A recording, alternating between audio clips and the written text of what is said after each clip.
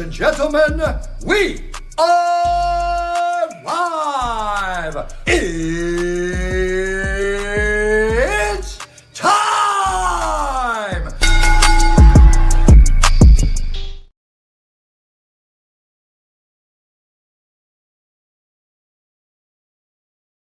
What is going on, everybody? We are now live here on the Around the Point Network YouTube channel. This is another live edition of Steve's Kitchen here on October the 13th, 2025. Hope you all are doing well. Hope you all had a wonderful weekend.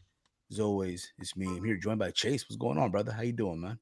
Good, Steve. You only have me for 30 minutes, and then I have to go walk the dog. So you better That's fine, brother. get through what you want to get through in terms of you want to talk about. I'll tell you what do you want to get into? Like Bound for Glory? Or do you want to get into I already talked about I talked about Bound for Glory enough on the True Heat Wrestling channel. We did. I don't want to get angry at that anymore. It's too much. Funny enough, I was listening to you guys while I was on the road. I was bumping to you guys. I was like, okay. It was what's up. I saw Josh got in there too, and a lot of y'all just had a lot of mixed feelings about it. Like it was LOL TNA, right? On some stuff, and I can agree with that. And I'll get into that in a little bit too. But let's get into Crown Jewel. How about that? You want to get into Crown Jewel? You want to talk about Raw? What happened today? Crown Jewel, then Raw. I think that's the best order. Fair enough. Funny enough, I have it right here. And mind you, this show took place on Saturday morning at 8 a.m. where I'm at here on the East Coast, where you're at. It was 5 a.m. The show, as of now, per Cage Match, has an 8.41 out of 10. So remember, this is their second PLE on ESPN/Netflix. Well, mostly ESPN.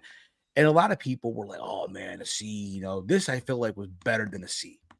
This I felt like was more of in that B range. I'll say this. If you remove this John Cena AJ Styles match, the show just all right. Yeah. In my opinion. Obviously, Cena and Styles is like the best thing on the show. Something Cody was really good too. It was good too, but I felt like more like if I'm to go back, in a couple of months for the end of the year, I'm definitely going back and rewatching Cena and Styles. Oh, yeah. You know what I mean?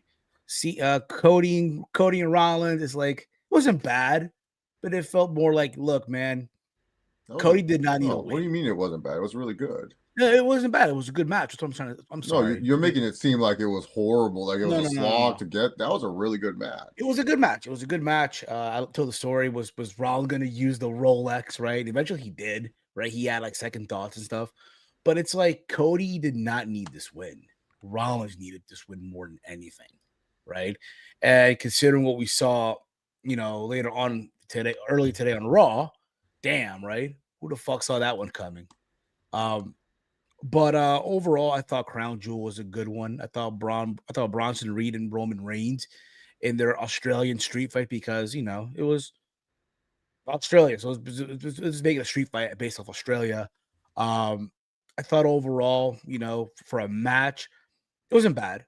Was this better than their? Did you think this was better than their match in Paris?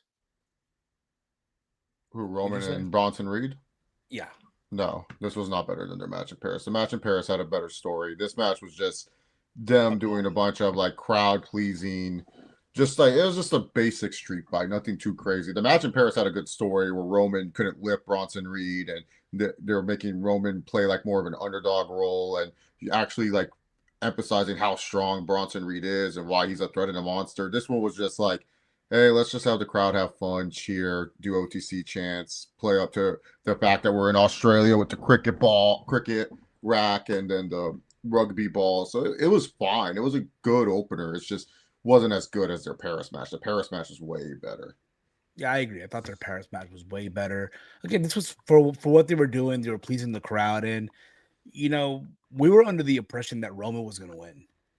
That didn't happen because obviously the Usos got involved, even though Roman ordered both their cousins to not get involved in this match. And they did. And Jay Uso, by accident, spears Roman Reigns through a table, which led to Bronson hitting the tsunami for the 1-2-3. And Bronson Reed gets a win in this country. Gets a big win, in this country. And then we obviously heard what Roman said, after the whole thing, I told you guys not to come out here, stay the fuck out. That make me now you're basically proving to them that I can't do shit on my own. I love you guys. I don't want to see you guys till Christmas. And he went away. He wasn't on Raw tonight or this morning. You know what I mean? But what's your thoughts on all that leading in with the Usos and the tribal chief there, man? It's to build up the melodrama of what's going to happen. Roman, he still hasn't, for a lot of wrestling fans, they're still mad he hasn't apologized yet, even though he doesn't really need to apologize. But obviously, they're trying to build up Jey Uso more as letting the dark thoughts take over, and Jimmy trying to be the voice of reason. So there's more to the bloodline story.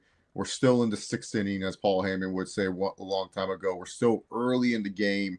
We just have to wait and see what's going to happen next. But yeah, Roman probably won't be back until closer around that Survivor Series. I don't know, maybe the War Games match has changed with everything that's been going on with what happened on Monday Night Raw. So who knows? But I know Roman that we'll see him at least before Survivor Series. It's not until Christmas. Like, we're not waiting until January. Oh, for sure. But from there, we go on to the one of the first of the two Crown Jewel matches. We had Stephanie McCurr and Tiffany Stratton going at Chase. What are your thoughts on this match? Very solid. Stephanie McCurr looked leaps and bounds better than Tiffany in this match. Tiffany kept up with the speed a little bit, but I just think Stephanie McCurr kind of showed. Commentary didn't made you seem like Stephanie was a rookie and stuff, and like she hasn't wrestled before coming to WWE, which was kind of annoying. But other than that, I felt that both women did a nice effort, nice solid job, and it's good that they're going really heavy with Stephanie McCurr pushing. I think she is just an absolute rock star. She's one of those you can't miss type of prospects. Like, everything about her, the look, the charisma, the aura. She's like, she can barely like speak English, but she has a t-shirt that's corny that says wrestling is my language, but she is just so damn good in the ring. Like, everything she does is so smooth. She has a vertical, like she's a male wrestler. It's just like her athleticism for a female is just unreal. Like, I don't think a lot of people realize how good she really is sometimes. Like, I know You have to see Sky. her live. Like, you have to be there live to just understand how good she really is. Yeah, I know people like Sky is like the clear-cut best women's wrestler. I know a lot of people are on that train. I'm one of those people where I'm like, I love Io. I think Io's great. I think McCurr is better. Like, like that, out of all the potential, what you can see, I think McCurr can lap her with it if she just gets booked correctly, featured properly. You'll say to yourself, yeah, McCurr, she's just way better than Io Sky. Like, like that's what most people will probably come around to. But Io, she's had more opportunities and been in bigger spots and put on better Boehner matches. While McCurr, it's just kind of like you've had to go out of your way to watch like the NXT stuff. So yeah, for sure. But when it was all said and done, Tiffany Stratton did not win. She missed the prettiest moonsault ever, which then led to Stephanie McCurr hitting the corkscrew for the 1, 2, 3. And then they brought out the big belt, and the belt looks bigger than Stephanie McCurr, which is crazy as all hell. But yeah, man, she is now the women's Crown Jewel champion. And again, for what they did, it wasn't bad. I thought overall it was good for what they did out there. And congrats to Stephanie McCurr. She is amazing. Like you said, she is just her. Pretty much, she's her. You have to see her live to understand it. Even if you watch it from home, but just to see it live like we did it for the NXT show that we went to in Vegas, it's like, wow, she's fucking amazing. From there, we had John Cena and AJ Styles. This is part of the John Cena retirement tour. And I thought this was, again, for me, my match of the night. This was their love letter to wrestling. And just to call back the homages to all the people that they paid homage to, right? And I know that AJ also announced that he's also going to retire in 2026. Like, I've heard people say this, Chase, like, oh, this felt like an end of an era match. If there was ever a time to, like, it felt like that. Like, because you think about it, right? Cena was on top, right, for all this time. But on the other side of the coin, there's also AJ Styles, right? And it's like we grew up watching both of their careers, grow and go where it ended up being. And the fact that, literally by the end of this year, Cena's out of here. Cena's done. And by the time we go into next year, AJ is like, I'm out of here too. So did you feel like this was kind of like an end of an era match?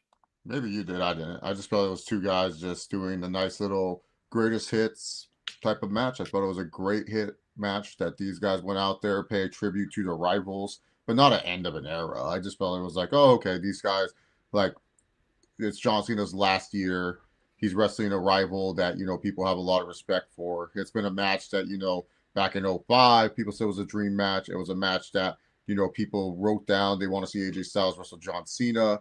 We got that match really, really quickly for AJ Styles. And, Styles and Cena, like, it was just good chemistry throughout. And then, those two came out there for this match, did what they did at the Royal Rumble, did not go outside the ring. They stayed inside the ring, and then they just pretty much played the hits, called back to some of their great rivals, the Accolade for Rusev, the Sister Abigail for Bray Wyatt, which got the hugest reaction, next to Walls of Jericho for Chris Jericho, AJ with the Scorpion Deathlock, the Fade to Black for Kazarian, Angels Wings for Christopher Daniels. He did the Sweet Chin Music for Shawn Michaels. Cena with the James finish. Storm. It could be the last call super kick.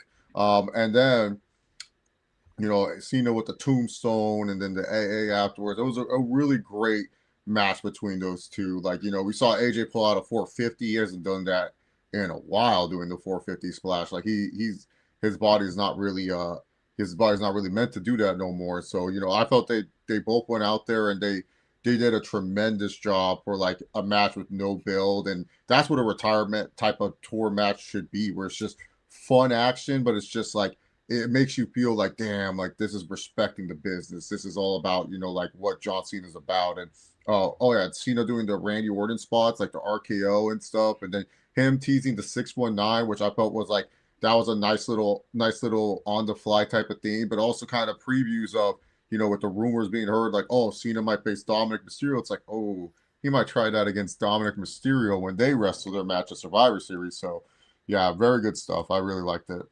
Me too. I also factor into, like, we talked about Styles. He also brought out the old TNA gear for one night only. So, again, it's cool to see Cena's having these, like, amazing, like, matches. Now he only has 4 days left. Damn, it's crazy, bro. It's almost coming to an end, man. From there, we got Io Sky and Rhea Ripley versus the Kabuki Warriors in the tag team match. Overall, obviously, Rhea got the big reaction. She's in her country, just like Bronson Reed did. Not really. He got booed. But overall, I thought this match, for what they did out there. Look, I did say, right, for the heat. So much for the heat, right? That didn't happen. But yes, Rhea Ripley and Io Sky did pick up the win. Matter of fact, not crazy enough, Rhea Ripley let Io Sky get the winning pin for their team. Your thoughts on the match, Chase? It was fine. It was a TV match. That's all I could really say about it. Nothing really special. For sure. And then we obviously got the main event, Rollins and Cody. This was good too. Also factoring in, like I mentioned before, Cody's are already like 3-0 against Rollins, and there are moments where, again, Rollins hit everything on Cody, and Cody kept kicking out. He went to the outside, and I was wondering, like, what's he grabbing? Is he gonna grab the big belt? And then it hit me like, oh, there's the Rolex. It was on the desk there. He grabs the Rolex that Cody gave him. He had it wrapped around, like, I'm gonna hit him, and he doesn't. He backs off from it, whatever it was. And then near the end there, he hits Cody with it, right? And then he hits the sound for the 1, 2, 3. Overall, again, for what they did out here, pretty good. Your thoughts, Chase? Yeah, no, it was a really great match. I thought these two killed it. Felt like a really good champions versus champion match between those two individuals. And yeah, they killed it. I thought Seth and Cody did a great job. Seth probably killed it too much. He's probably going to be out for a little bit, but we'll have to wait and see. We'll have to wait and see what comes out tomorrow morning, or what we get in terms of reports, because they said Seth Rollins was shown to be in a sling after this match. So, I saw pictures of it online. I guess someone took a selfie with him, whatever, and he was wearing the sling. This happened during the coast to coast that he did on Cody Rhodes. Like, yeah, he fucked up his shoulder and shit. but hopefully, it's not. How do I put this? It's not so severe. Let's put it that way. But then Raw happened tonight. Monday Night Raw happened.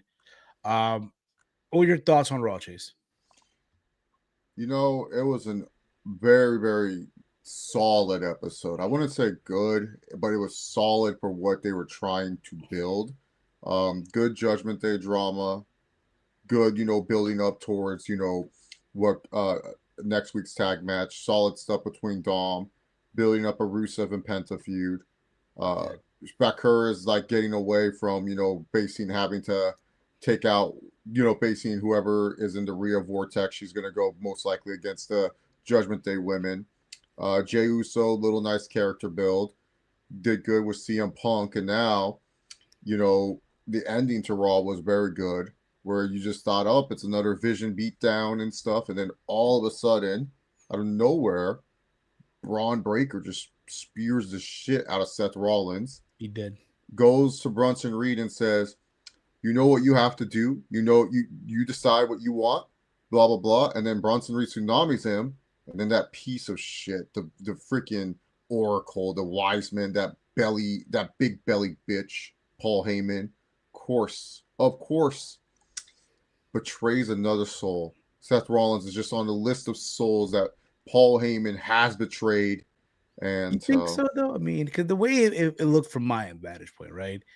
It's like they forced him to like put our hands up and no. Heyman was shocked, and then afterwards, you can kind of see when he raises the hand and stuff. You can see the sly smile on his face. This is what he always wanted, and I liked it. It's a nice little twist. Obviously, this is probably an audible due to the fact that Seth is injured. Universal is saying he's out for 2 months, but I haven't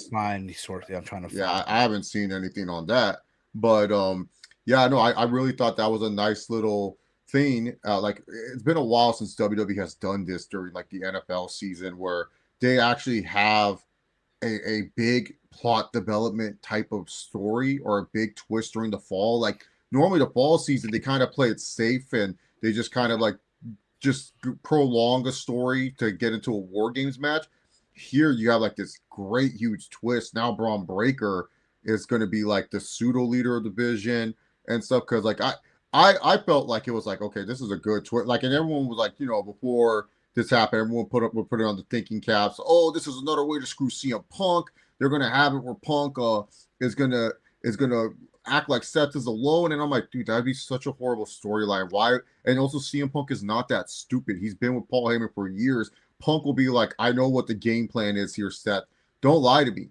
Are they with you or are they not? And he would find a way, and Punk would still try to fight these guys because he don't trust whatever Seth Rollins has to say. Even if Seth was trying to play like this, I don't know what happened. They just betrayed the revolutionary. They betrayed the visionary. They betrayed Seth freaking Rollins. Like, Punk's not going to believe him. So it's like, that would have been such a stupid story. So I truly believe like they audibled, but it was a good audible. Seth was just not a good leader. He's just not a good leader for a faction. It's just, he's not bad. It's just like being a heel leader, it just didn't work. It just didn't work. And having Heyman with these fresh faces, I'm not going to say young, because Bronson Reed, I think, is like pushing 40. He's like close to getting to 40 years old. I think so, but like these fresh faces, like, and guys that they've been invested in, like Bronson Reed before he got injured. He was like one of the highlights on Monday Night Raw with the tsunami and stuff. And then he's come back and he's been really, really good. Braun Breaker, who they're super invested in. Like, this guy is like their future main eventer. He's their guy. Like, he's the guy that they trust is going to, be like when Roman takes steps back, when Seth takes steps back, Braun Breaker steps up and stuff. So yeah, it's just one of those things where it's like, I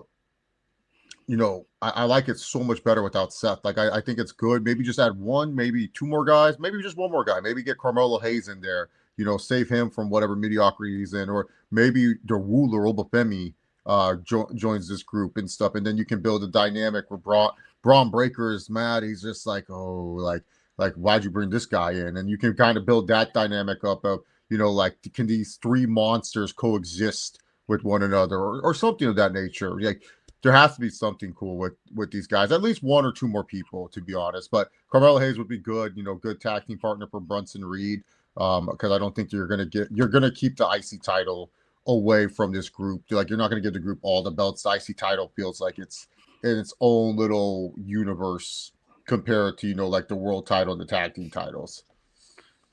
For sure. Universal Brain here has been diagnosed as a severe arm sprain. Where are you getting this from, if you don't mind us asking here? I'm trying to see here as well, where is this being reported, if you will. The sprain happened on impact. On impact of the move. Again, I need to know where they getting this from. But overall, I thought Raw was a solid show. Granted, 8 a.m, I caught I literally woke up around 8:40-ish in the morning. I'm like, oh shit, Raw's on. Shit, forgot. And I turned it on and there it was that. I mean, yeah, man. Solid show, but that ending though, bro, the heel Braun Breaker spearing Seth Rollins. And again, the way they did it too, bro. They did the whole lower third and the bottom. You were to think, all right, they're gonna go off the air, and then bam, spear him. Incredible, bro. Incredible. And it makes you think now, like you said, who can they add? Maybe like you said, maybe a Obafemi or Carmelo Hayes. We'll see. We'll see how they go about that. But overall, again, Raw. Again, if you've not given it a watch, go give it a watch when you get a chance.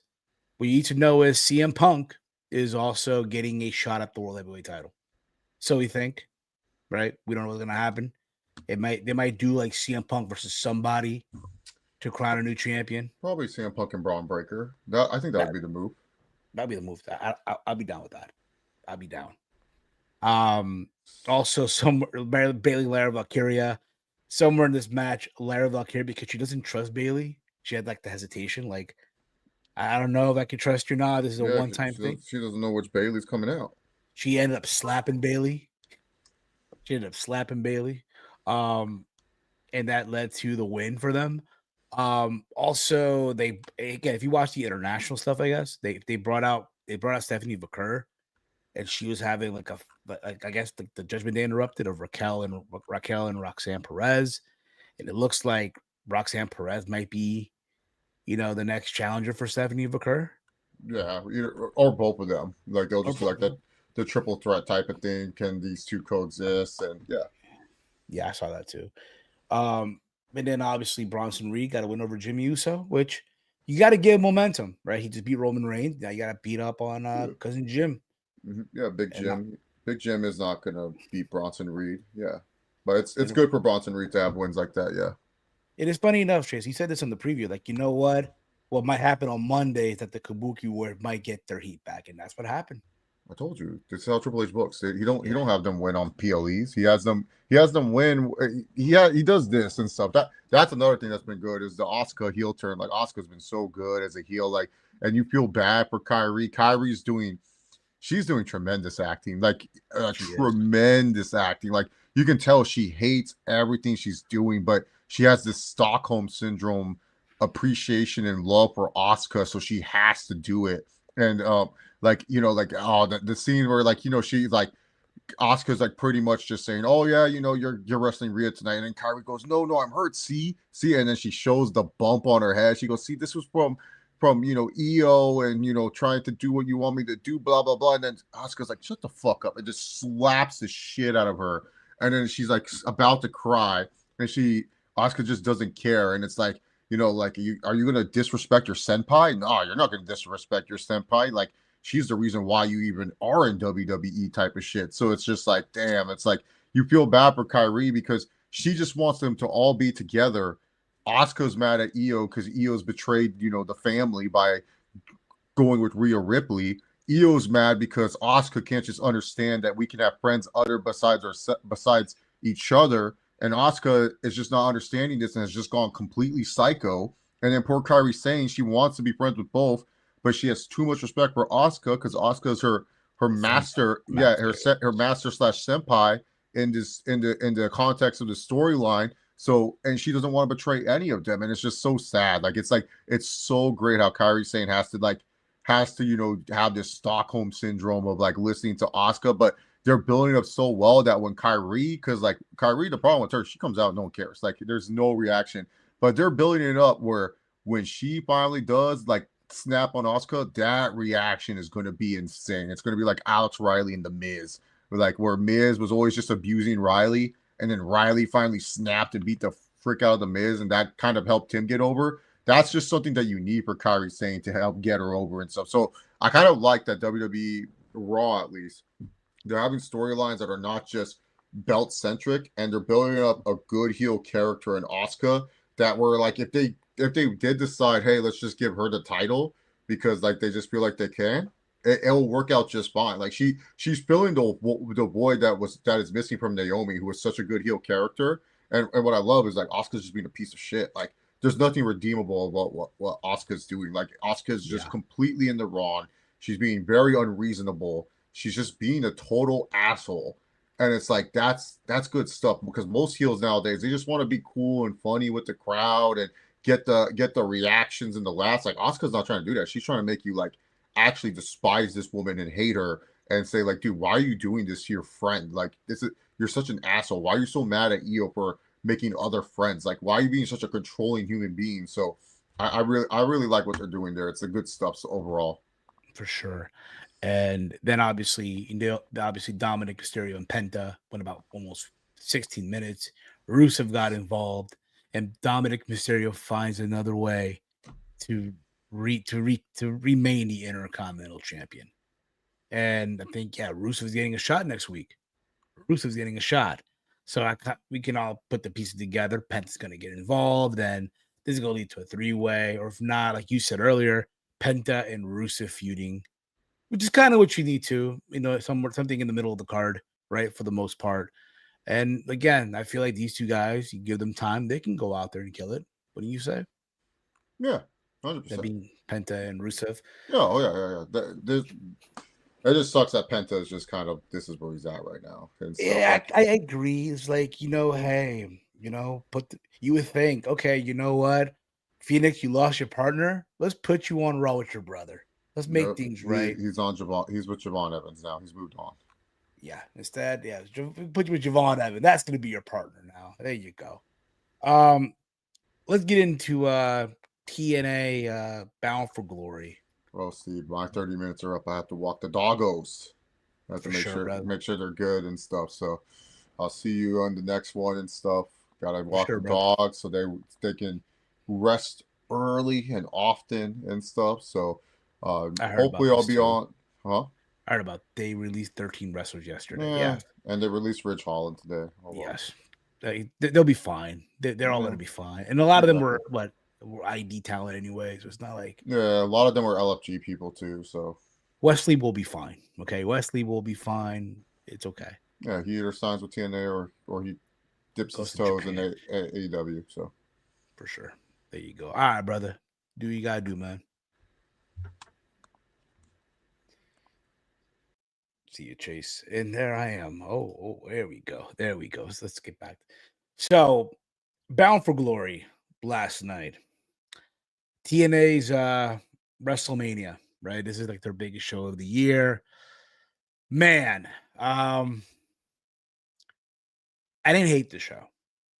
I was more like, to be honest. They did the show in Massachusetts. Let me speak where they did this at. Yeah, they did it in Lowell, Massachusetts, at the Sangha Center, University of Massachusetts, I guess, of Lowell, whatever the case may be. There's certain things. Look, it's good that they did this now. It's good that they finally put the belt on Mike Santana. But you're going into the show like wondering, you know what? If it's the TNA that I know and love, they're going to pull some bullshit. And I'm waiting for them to pull the bullshit on the show. What are they going to do that makes me that's going to remind me, yep, there it is. That's the TNA that I love. There they are. And a lot of it's happened all over the place on the show. I didn't get to watch the kickoff or the pre-show. I know that they did the Hall of Fame ceremony. I know the beautiful people, and I know Mickey James went in. I know they did the Inspiration versus I guess the Elegance brand for the tag titles, and obviously the Inspiration retained. But the main card as a whole, look, I thought the show again. I didn't hate the show. I wasn't like blown away by the show. It just felt like, all right, this is now a Bound for Glory with TNA partner with WWE. And you kind of felt that too. Like if you watch the entrance, it felt like a WWE style of entrance, which I'm cool with.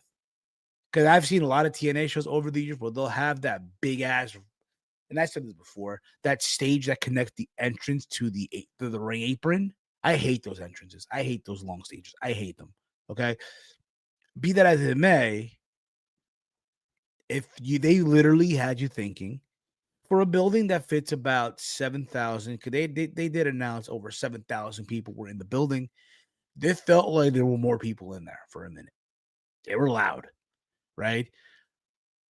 The show opened up with Steve Macklin and Kazarian for the International Championship. I thought their match, for the most part, it was going good, right? Probably one of the matches that you should go back and rewatch, right? When it's all said and done. One of the matches, if you get what I'm saying.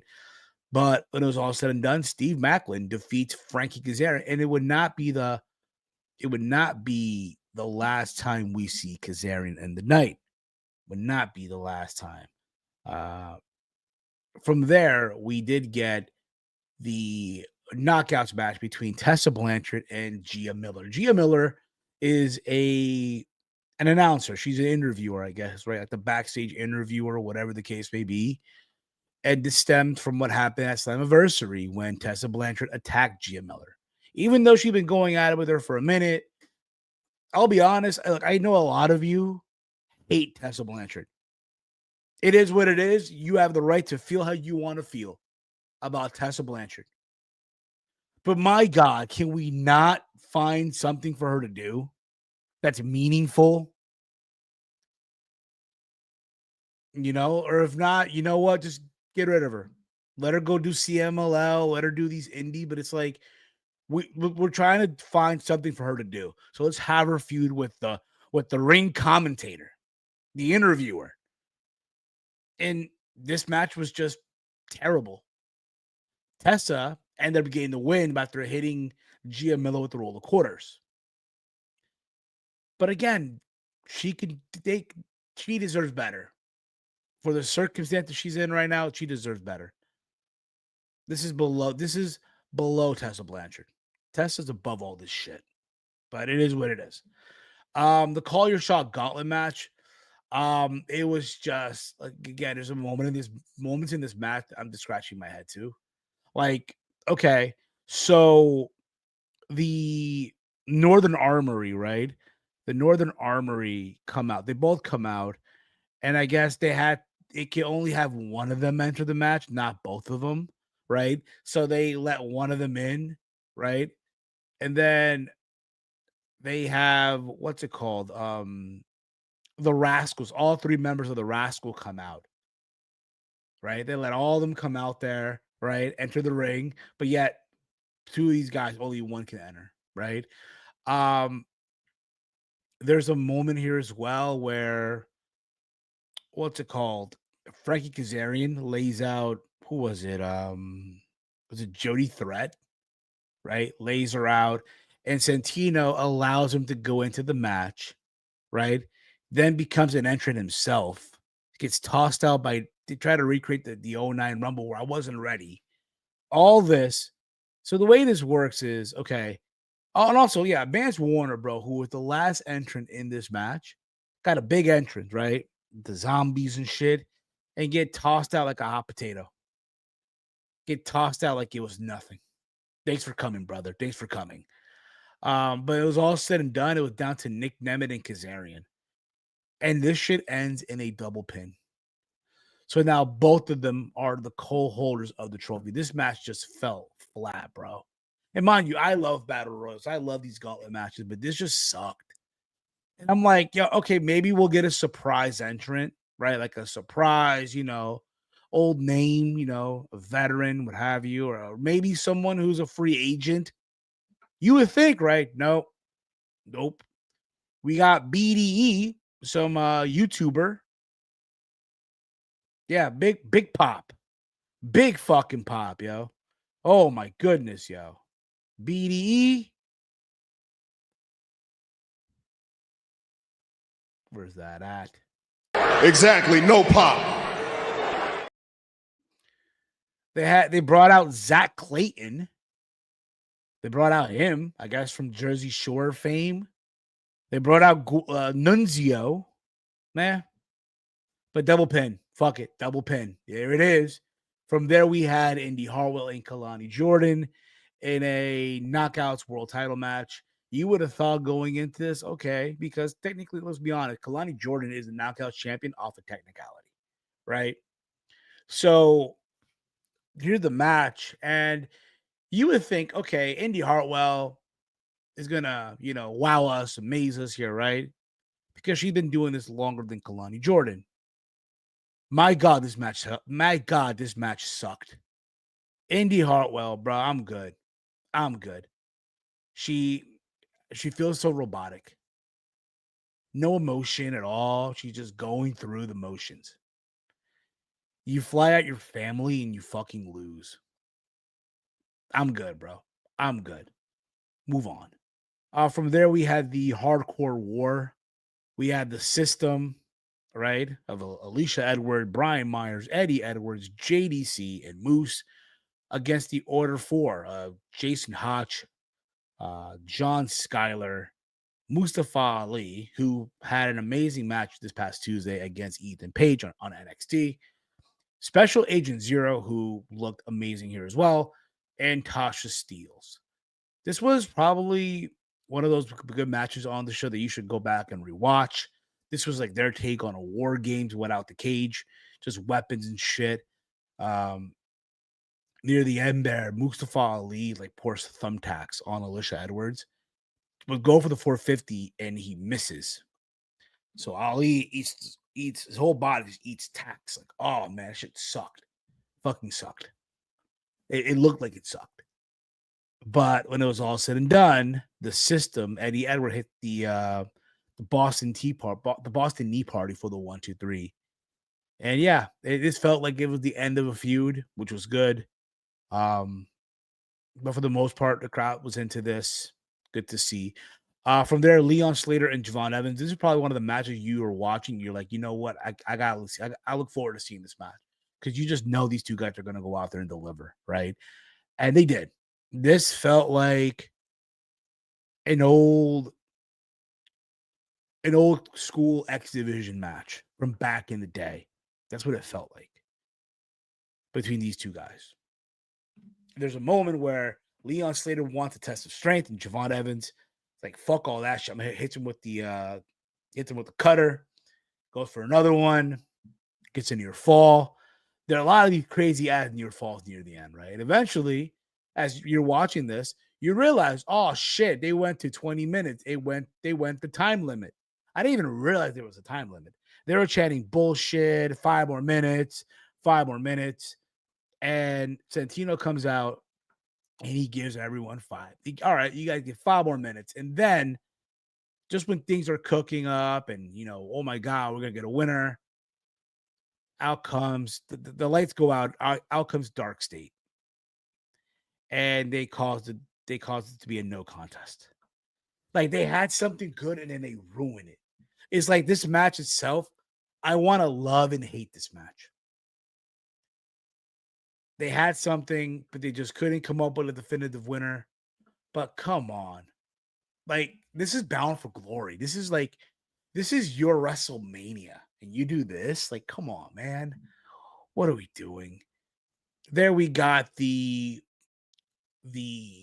tables match, the tag team tables match for the TNA and NXT tag team titles. The Hardys versus Team 3D. They were calling this one last table, like one final table, the last table, whatever the case would have been, right? And I'm like, okay, the first person to go to the table, that's it, right? Nope. And I got to say, they tried. Considering what we know, right? Let's be honest, all 4 guys here, they're not spring chickens. It's a lot of wear and tear. A lot of there's a lot of just complete wear and tear here from all 4 guys here. Right? A lot of mileage in these cars, a lot of mileage, right? And Devon just looked like he was struggling to walk. Matt was limping around. Jeff, Bully, Bubba Ray, they try to play the hits for the most part. Jeff Hardy does a swanton from the top of a ladder onto the outside on Devon. And Jeff literally missed, there's 2 tables that are right next to each other. And Devon's laying on the table farther out, right? And Jeff hits the first table. And literally his legs hit Devon. That caused Devon to fall. It just looked brutal. It did. When it was all said and done, right? You had Bully Ray, who realized I'm fucked. Just do it now, eliminate me, beat me. They do the whole they put him to the table. And at the end of it, they all embrace. But look, I'm good. It is crazy because there's a lot of people who flew out, who went to this show just for this match. And damn it, you could tell. You could tell when we get to the main event. But yes, look, it was cool to see. Again, this is my childhood, okay? The Hardys and the Dudleys were like my childhood going into my teenage years of watching wrestling. So thank you, guys. Thank y'all for all the entertainment that y'all provided me over the years. I appreciate that. But I'm good now. I'm good. Let's move on here. But then we got the main event. Mike Santana versus Trick Williams.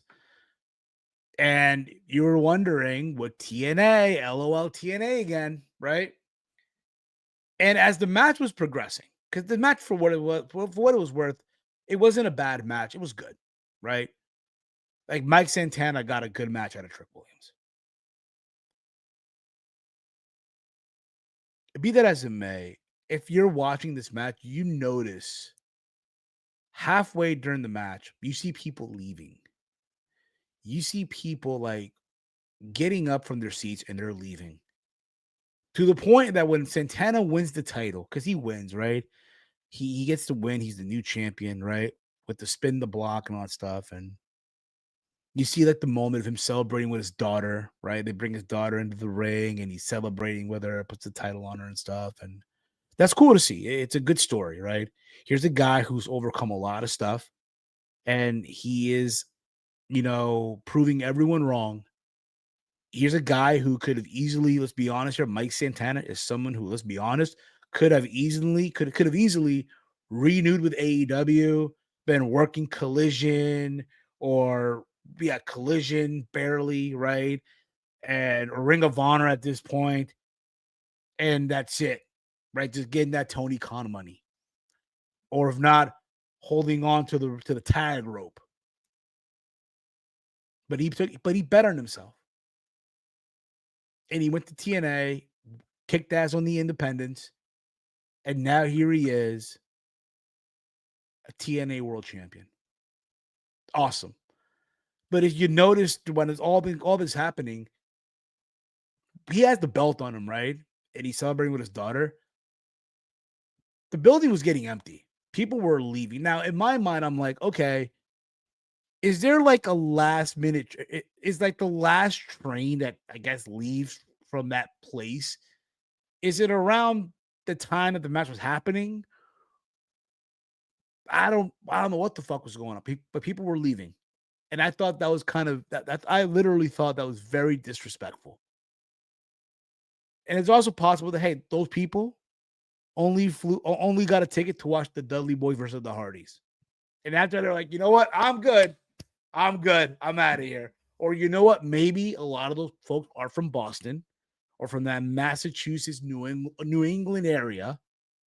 And they just did not want to see, someone from the Bronx, New York, win a world championship in their city, in their state.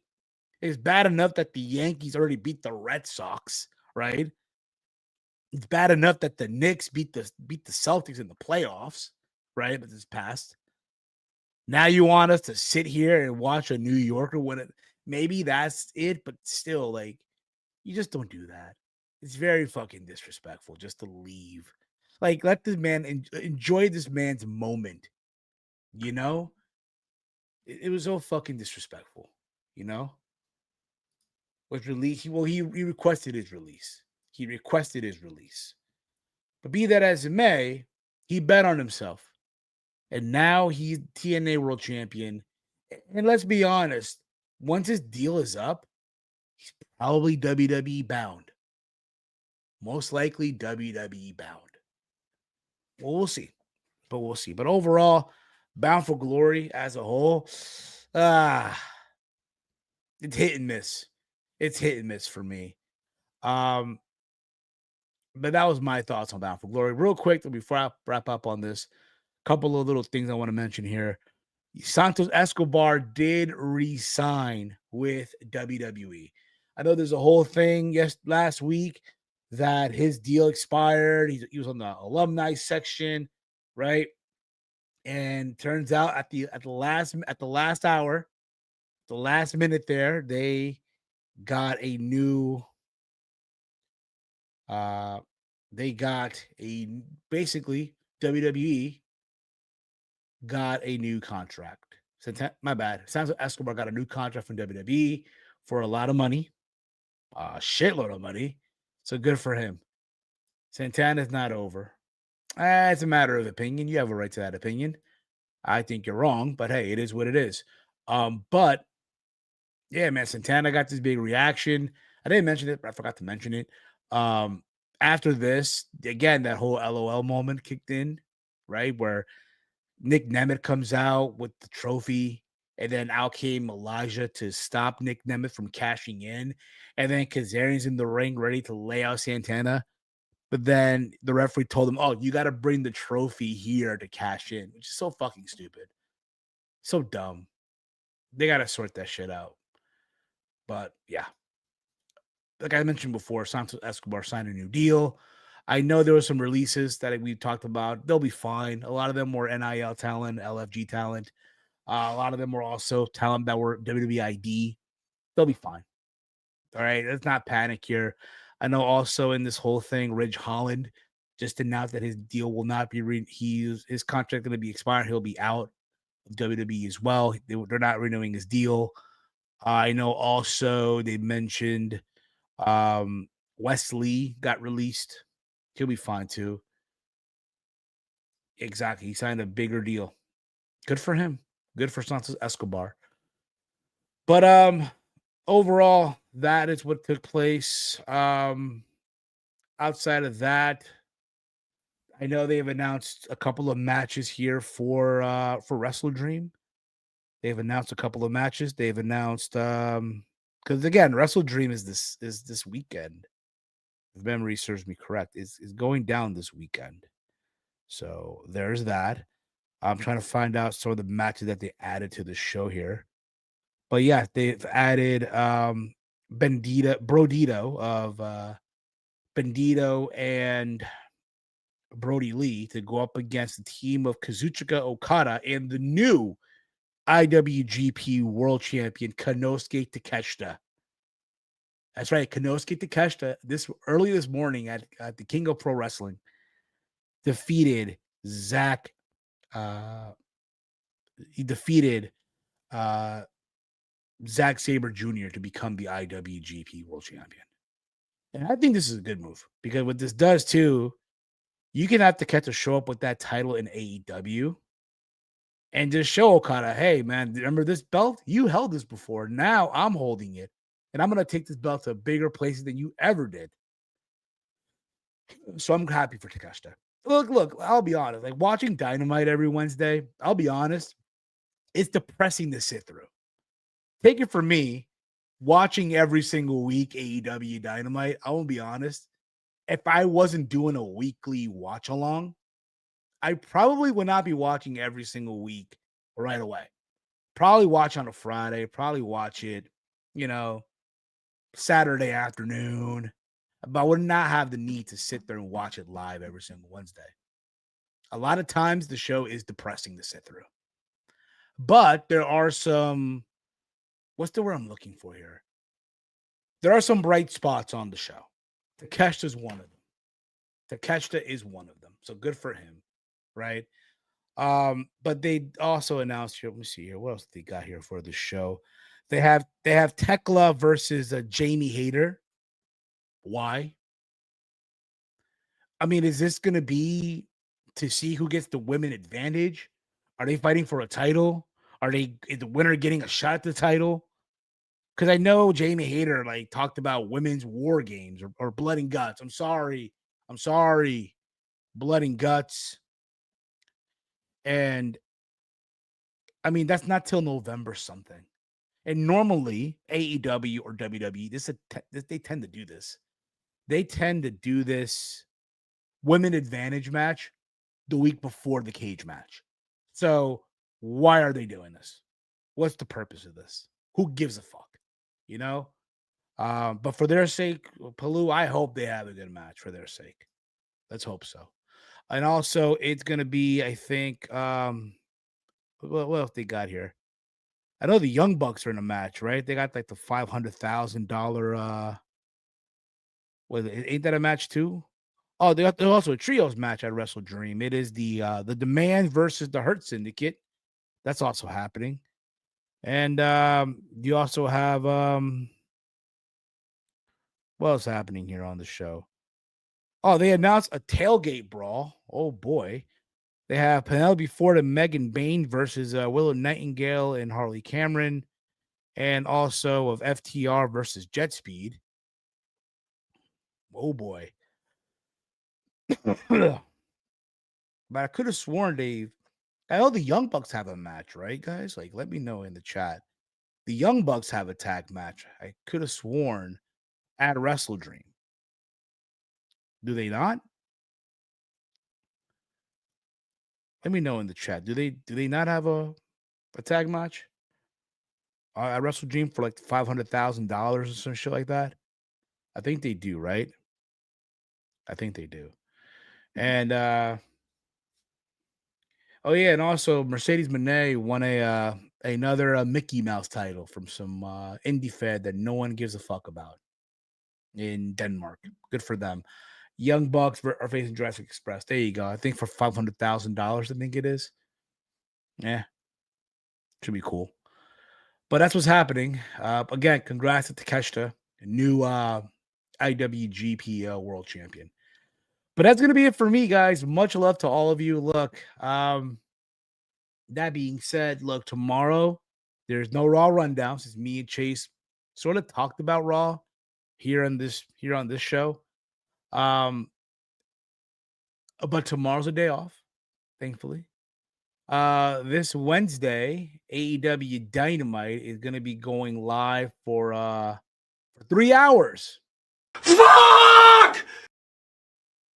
Yeah, my thoughts exactly.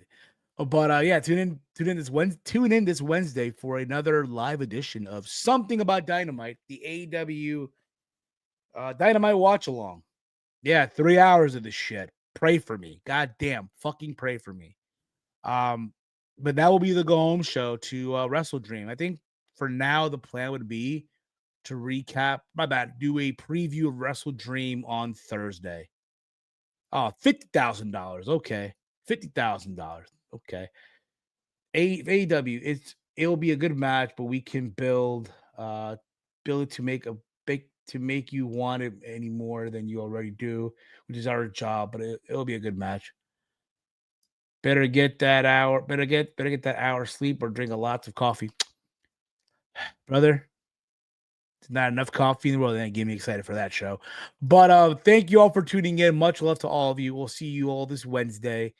Thank you all once again. Congratulations to Mike Santana. Congrats to Braun Breaker for finally, and also Bronson Reed for getting a big win this weekend.